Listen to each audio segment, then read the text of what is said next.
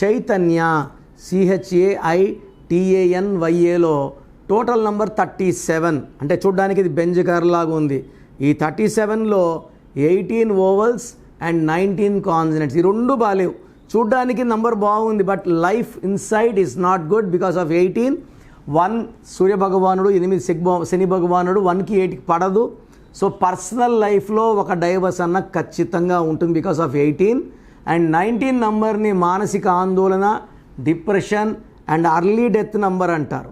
So చైతన్యలో 18 and 19 2 defects. And చైతన్యాన్ని చైతు అంటే AIU వస్తుంది.